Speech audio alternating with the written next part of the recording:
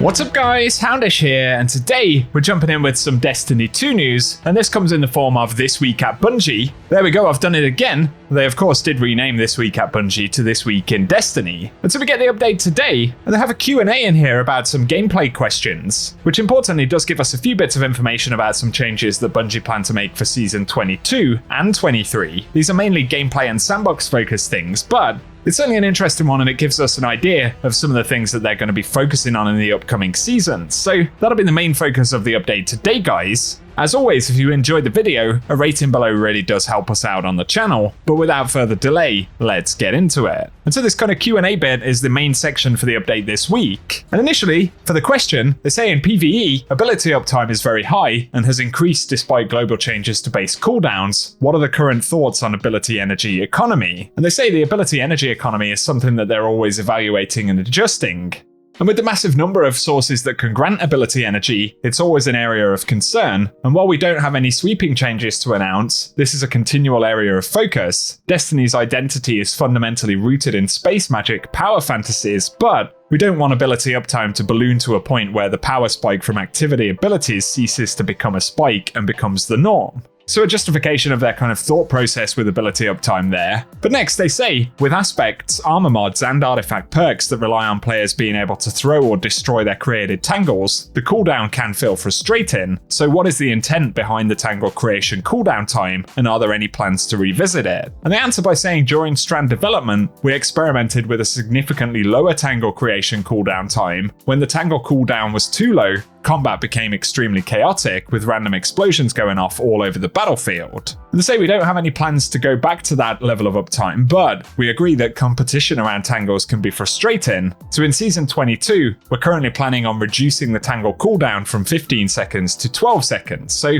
a small change right there coming up next season. And also for Strand, they say, Broodweavers were intended to be the minion masters of Strand, but Threadlings can feel underwhelming in high-end content, especially with the potency of Suspend. So are there any plans to adjust this relationship going forward? And they say they're working on a two-pronged approach for this problem in Season 22. We agree that it can be hard for Threadlings to feel valuable as combatant health increases in high-difficulty PvE content. But we also believe that Suspend is currently too strong in PvE. So for Season 22, we're implementing a sizable increase in Threadling damage against PvE targets, but they'll be reducing the duration and uptime of Suspend sources in PvE. In addition to that though, they're making a change to the Broodweaver's newest Strand aspect, the Wanderer, to address community feedback regarding its potency. So kind of a mixed bag right there. Threadling damage being increased, an additional change to Broodweaver's Wanderer aspect. But it looks like there will be a change coming to Suspend there as well. Which is certainly disappointing. I like hanging targets up, but we'll have to see exactly what they do, as they're kind of vague about exactly what the change could be. And then for the question about how the team feels about the current suite of grenades, they say, while we want all grenades to feel viable, some of them are fundamentally better suited to specific situations or modes, and we don't expect perfect equalization as a result, but we want to avoid situations where a single option is clearly the best across many different combat roles. So in Season 22, they're making some small adjustments to the uptime for a few underperforming grenade options. Then as they move forward, they'll continue to evaluate and adjust both overperforming and underperforming options as needed. So those could be potentially positive right there. And next there is a section about hand cannons, and the question is, will hand cannons get a buff? Not quite to Shadowkeep levels, but at least something. And they point out that hand cannons have been adjusted many times. They also changed the extra 20% damage in Season 20's mid-season update. And so for hand cannons in general, they're increasing reload speed at a 0 stat by 15%, and this benefit scales down at increasing stats, with 100 stat being unchanged, which should be a substantial benefit to hand cannons with a low reload speed.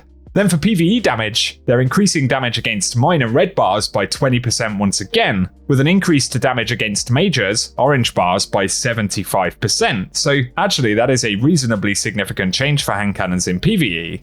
And they're also introducing heavy burst hand cannons, so they say they're changing the Warden's Law legendary hand cannon to be the first member of a new subfamily, which will be the heavy burst hand cannon. And this fires a 2-round burst, which is overall much more satisfying to use than the previous version, while still benefiting from some of the unique properties of the original. And of course, if they're making that change to an existing weapon, it probably means we'll see more new weapons in that archetype as well, which is interesting. But overall, a pretty significant buff for hand cannons right there. They also say though that kinetic weapons seem to be falling behind as builds get more intricate, so are there any plans or ideas to make them more interesting? And they talk about the addition of things like the kinetic tremors perk. And they vaguely say they have something planned on a year of the Final Shape timeline that may make them a little more unique, but maybe it's time for that kinetic subclass. Probably not. So interesting, a tease for a change that we're going to see in year 7 next year after the Final Shape drops. And safe to say, I think kinetic weapons in general could use a little bit of love. Speaking of needing a bit of love, they talk about the state of glaives, and specifically the exotic glaives. And so they say overall they've got a substantial glaive tuning pass coming in a future season. Currently, that's likely to be Season 23, but it aims to make them more satisfying to use, especially in PvP. That's certainly interesting, but they add that they're not happy with the current state of class-specific exotic glaives and are making some major changes to them when we touch glaives all up. And this will likely take the form of adjusting how players activate the exotic perk, along with some of the changes. So some kind of glaive improvements right there coming in the future, which I think most players will agree sounds like it could be a positive thing. There's a section in there as well about how they determine what gets nerfed and buffed. And they say this includes internal feedback, live feedback sourced from players, as well as weapon usage, and then weapon effectiveness, design analysis of the implementation of a weapon, and a few other items, so if you want to read into that a bit more, I'll link it in the twab down below. But for other upcoming changes, they say, are there any further exotic tunings planned for the future, and what's the thought process behind the planned changes? So they say Season 23 is in full production, and Final Shape is entering early production, and they do have a small set of changes to exotic weapons coming in Season 22 that they've been playtesting for a few months. And that includes a PvP nerf to the Monarch, as well as a buff to Touch of Malice, and a couple of minor changes to other exotics. But they'll also make some tweaks to legendary perks such as Bipod, Shoot to Loot, and Under Over. And they say there will be a zoom to damage fall off normalization and sword guard rework coming in Season 22, which will affect exotic weapons as well. And they say we've pulled several well-tested changes from Season 22 into the Season 21 mid-season balance update, and they plan to talk about that shortly before it ships, so maybe that's something we could see next month. And they say as well they'll be making an exotic catalyst for an older exotic weapon in Season 22, and this is one that's been heavily requested, and is likely the most complex catalyst they've ever produced, which is an interesting one. Let us know what you think that could be.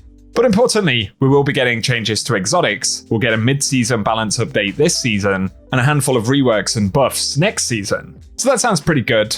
They also indicate that there will be another batch of changes for exotic armor in Season 22. And on the subject of pre-Lightfall armor mods, they say they are paying close attention to how the current armor mod system is performing, as well as how it's being received, and it's the goal that the base armor mods are straightforward and approachable. But they want to experiment with fun and novel ways to interact with Orbs of Power, Armor Charge, and other armor mod systems, and plan to do so via the seasonal artifact moving forward. They also indicate that there may be a way coming up in the future to kind of favorite shaders or feature shaders that we want to be able to access quickly, so possibly that's something we might see next year with Final Shape.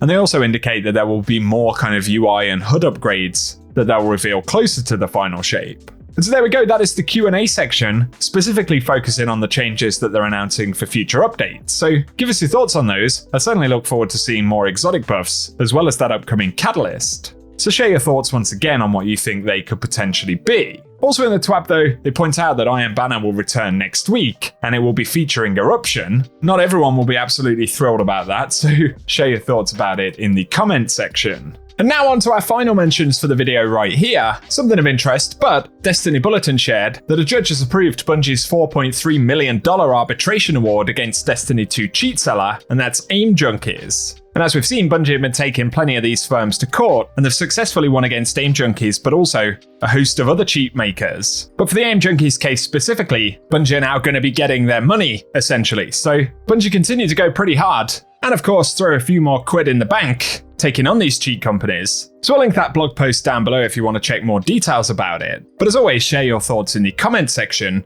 And very finally right here, Bungie have just launched their annual Pride at Bungie celebration, and there's a full thread about that which I'll also link in the description, but it does include some free rewards. And so initially, there's a new emote called the Rainbow Connection. You can see what that one looks like on screen, and also at the bottom right there is the redeem code for that, so if you want to unlock it for free, I'll link the redeem page in the comment section as well as the code. Plus there's another one there for the Transmat effect. So some free rewards available if you want to rock those in the game, but also Bungie have reissued their Pride pin, and you can pick that up in the Bungie store, and each purchase of it does include the prismatic emblem, and the proceeds for that will go to the Gets Better project. So if that's something you want to support and check out, the details are down in the description, but otherwise for today guys, that's what we have to talk about. So if you have enjoyed the video today, a rating below really does help us out on the channel. As always, feel free as well to get subscribed if you want to see more Destiny content. But otherwise, I appreciate you tuning in, and whatever you get up to, I hope you have an awesome day.